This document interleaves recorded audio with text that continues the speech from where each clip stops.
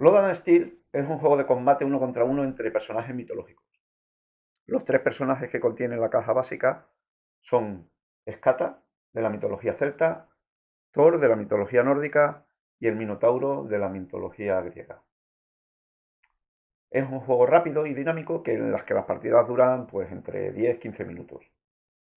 El juego incluye dos mazos de cartas, que son exactamente iguales para los dos jugadores, y señalan todas las acciones que se pueden realizar los personajes durante la partida, que pueden ser cartas de movimiento, cartas de ataque, cartas de defensa, cartas especiales, bueno, un poquito de todo. Además, cada personaje incluye tres cartas especiales, que son específicas de cada uno de ellos, una de ataque, una de defensa y una de movimiento. Y se incluyen también las cartas de personaje de cada uno de ellos. En la carta de personaje llevan unos iconos que reflejan unos valores numéricos con cada característica. Vamos a ver de uno de ellos para que lo veáis. Iniciativa. La iniciativa es el modificador que usará el personaje cuando realice la tirada de iniciativa. La fuerza es el modificador que tiene un personaje a la hora de lanzar un ataque. Se suma al valor de su arma. Los reflejos, pues es la habilidad que tiene para realizar acciones de forma imprevista o reaccionar a acciones del jugador contrario. La resistencia es la resistencia física del personaje ante golpes y ataques. El vigor es la capacidad de realizar acciones antes de agotarse. Y los puntos de vida es la capacidad de supervivencia del personaje. Cuando en un combate llega a cero, el personaje cae inconsciente o muere. El personaje siempre va a comenzar con todos los atributos al máximo valor, que es en la zona verde, en esta que veis aquí, en el lado derecho. Según va perdiendo puntos de vida, veis que va cambiando el color y lo que es la fuerza, la resistencia, los reflejos, el vigor, las características del personaje se van mermando. Por ejemplo, en la carta esta de Escata, ella empieza, como os he dicho antes, con todas sus características en verde. Si llega a alcanzar, porque pierde el punto de vida durante el combate, la zona naranja, las características del personaje cambian y pasarían a esta columna. Si entrara en la zona roja porque sigue perdiendo puntos de vida, pues ya tendría que tener en cuenta a la hora de la resolución del combate y de hacer tiradas de reflejo o de resistencia, la zona roja de la carta. ¿Vale? Por ejemplo, en el caso de que Escata estuviera en la zona naranja, cuando recupera vigor, que ya veremos más adelante cómo se realiza, nunca podría volver a sus puntos máximos de vigor. Se tendría que quedar en 7, que es el que está marcado aquí como naranja. Si bajara a la zona roja, pues como mucho podría recuperar 6 puntos de vida. Cualquier carta del mazo básico se puede utilizar en cada turno. Cualquiera de ellas se puede utilizar en cada turno. Retornan una vez se han usado. Pero hay algunas cartas especiales que están marcadas con un símbolo de luna o con un símbolo de sol. En este caso veis, aquí hay una carta de luna. Y las especiales, las que están marcadas con el símbolo de sol, son las cartas especiales de los personajes.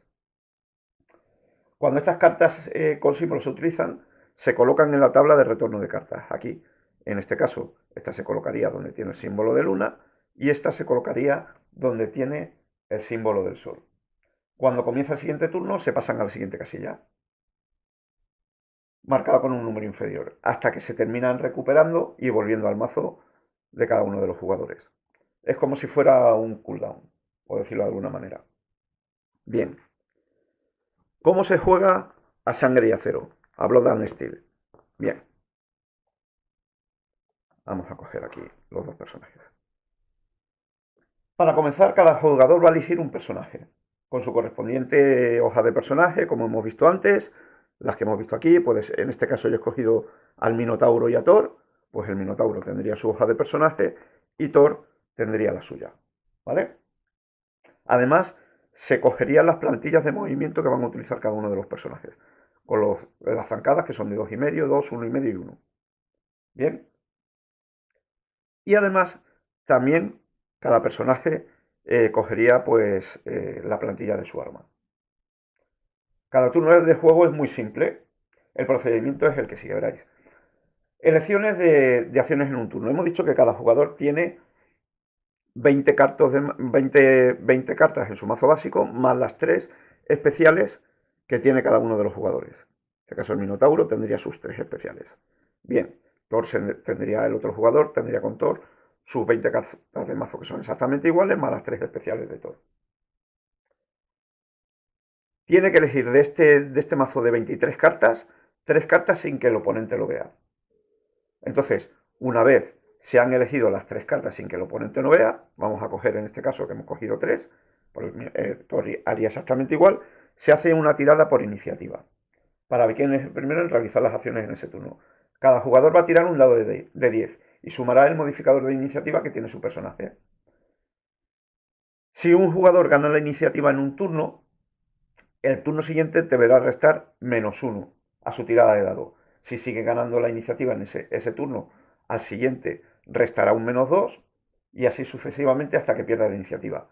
Al turno siguiente al que perdió la iniciativa, pues resetea y volverá a tirar de forma normal.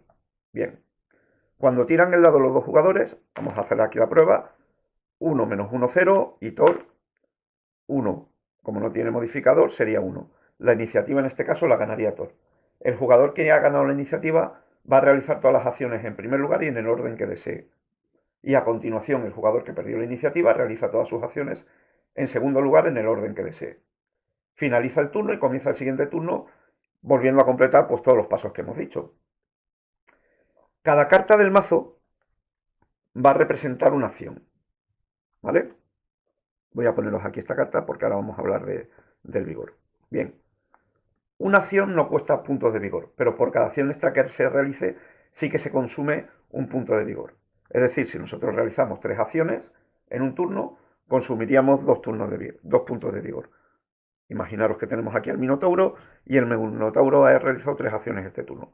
Bien, pues consumiría 2 puntos de vigor, que había que restar de la hoja de personaje, de esta hoja. Bien. Cuando los puntos de vigor llegan a 0, el personaje solo puede realizar una acción por turno hasta que recupere los puntos de vigor. El vigor se consume aunque no se llegue a realizar las acciones que tuvieran previstas.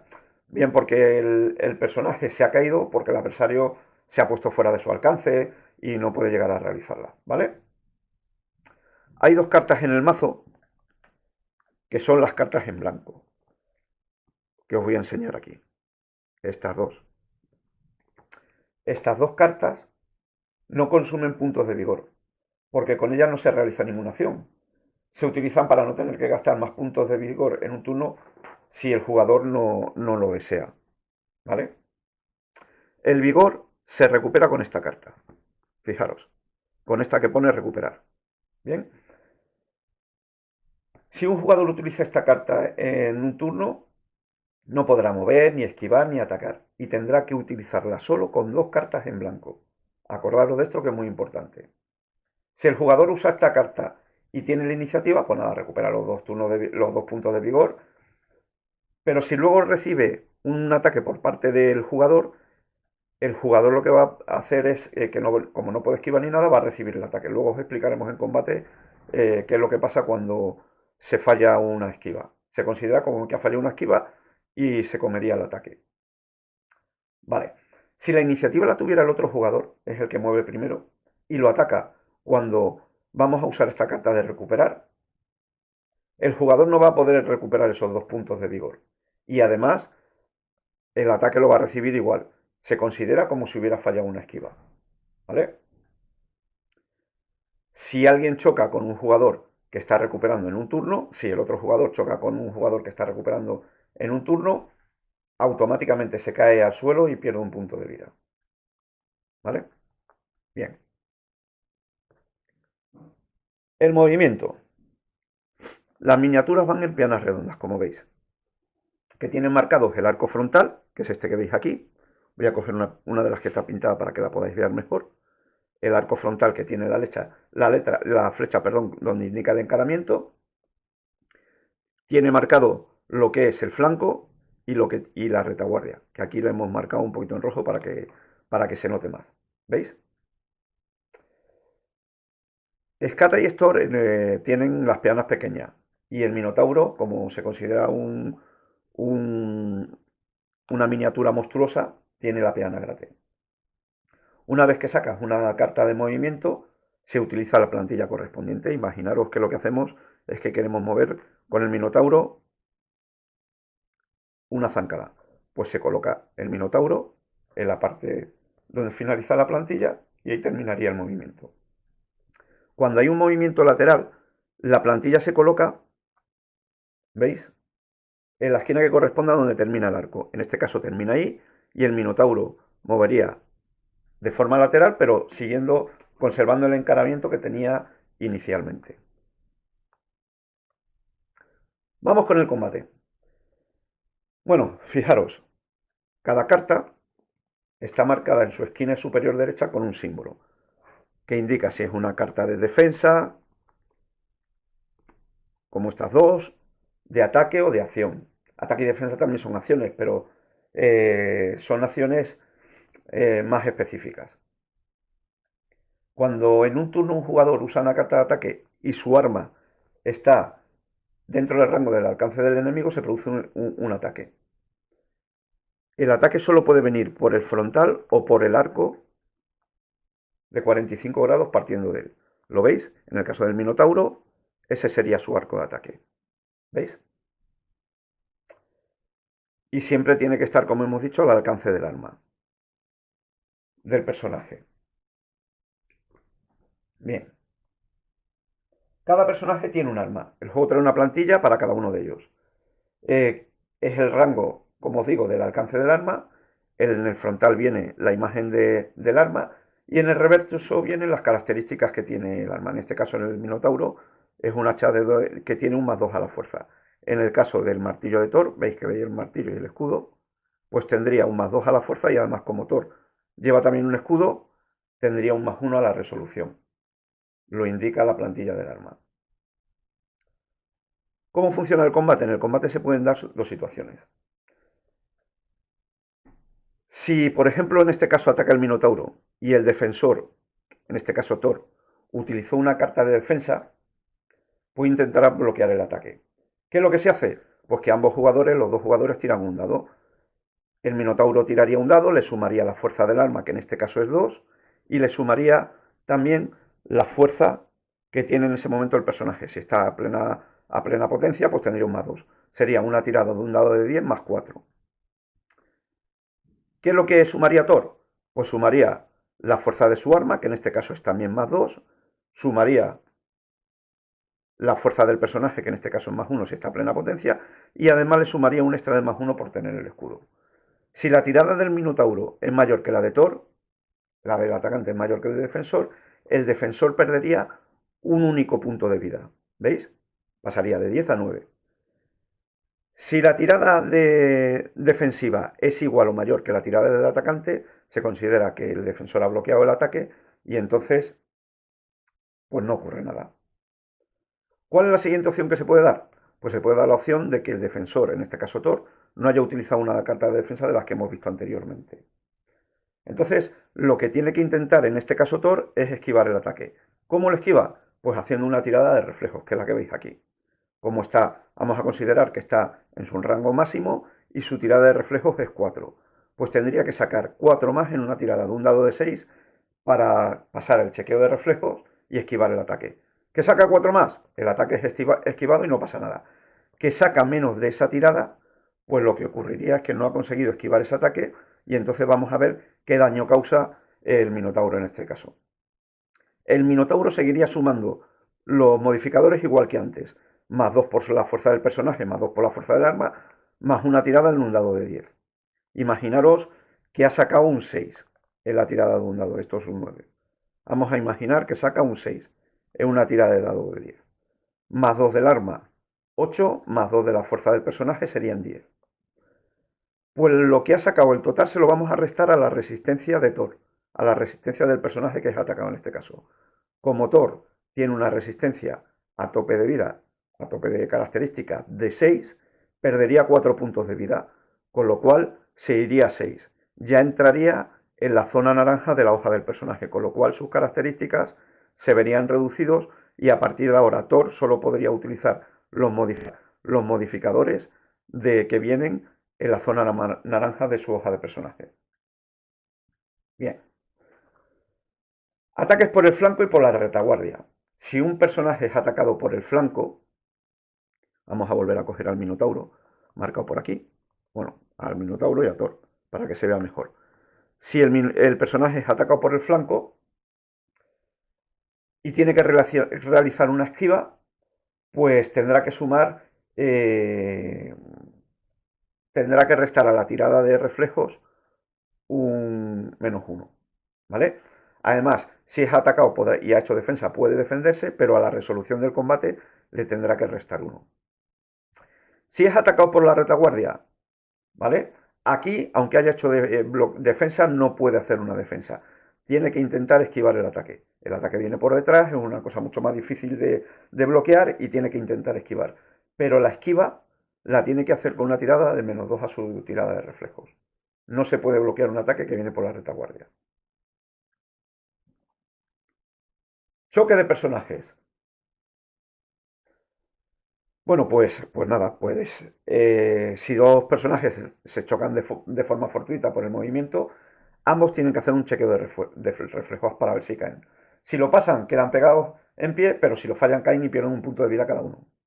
En el turno que cae, pierden todas las acciones que pudieran realizar, que tuvieran ya previstos en las cartas. Gastando además los puntos de vigor correspondientes. Si pudieran hacer 2 acciones, si tuvieran previsto hacer 3 acciones, pues gastarían los puntos de vigor igualmente.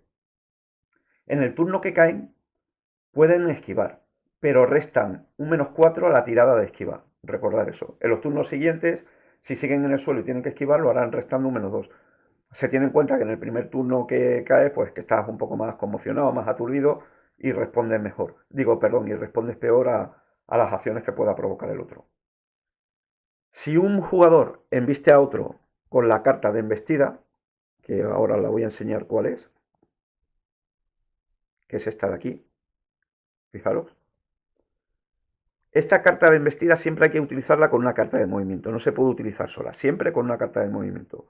Acordaros, si un jugador embiste al otro con una carta de embestida, el otro jugador va a tener que chequear reflejos para ver si cae. Va a tener que hacer un chequeo de reflejo con -1 a la tirada de dado. El jugador que ha hecho la embestida no tiene que chequear porque se supone que ha preparado esa embestida para intentar tirar al enemigo al suelo. Entonces, él no tiene que tirar, pero el que recibe la embestida sí tiene que hacer el chequeo y además con un -1, ¿vale? A la tirada de dado. Un jugador en el suelo no puede atacar. Sí que puede defenderse, pero tiene que restar 3 a la resolución del combate. El jugador que esté en el suelo, en este caso imaginaros que Thor ha caído, siempre puede utilizar cartas especiales, pero que sean solo de defensa, no las puede utilizar ni de ataque ni de movimiento. Bien. Hay 2 formas de levantarse cuando estás caído en el suelo, que es con estas 2 cartas que veis aquí. Una es la de levantarse rápido y otra la de levantarse normal. La de levantarse normal se considera que es una acción. Entonces, si tú sacas esta carta en tu turno, sacas la carta y tienes que hacer un chequeo de reflejos para ver si consigues levantarte. Si lo pasas, te levantas y te encaras en la dirección que tú desees. ¿Vale? Pero tienes que chequear. Y la otra carta de levantarse rápido, en esta cuando la utilizas te levantas inmediatamente. Pero tienes que tener en cuenta que cuando utilizas esta carta, aparte de ser una carta de las especiales que tienes que poner después en la tabla de retorno de cartas, esta carta cuesta 2 acciones. Entonces, la diferencia está ahí, en que una tienes que chequear y la otra lo haces de forma inmediata, pero te cuesta una acción más de lo normal. Y por lo demás, pues esto es todo. Espero que el vídeo os haya servido para ver mejor las mecánicas del juego, conocer un poquito el funcionamiento y que os haya podido ayudar a comprenderlo mejor. Queremos hacer un vídeo con una partida de prueba para que veáis cómo se desarrolla la partida, para que veáis el procedimiento, aunque ya lo hemos explicado aquí, pero que lo veáis en vivo, por decirlo de alguna manera. Esperamos que este vídeo os haya podido servir de ayuda y lo que os decimos siempre, si tenéis cualquier tipo de duda, pregunta, por favor escribidnos al foro y la resolveremos lo antes posible. Un saludo.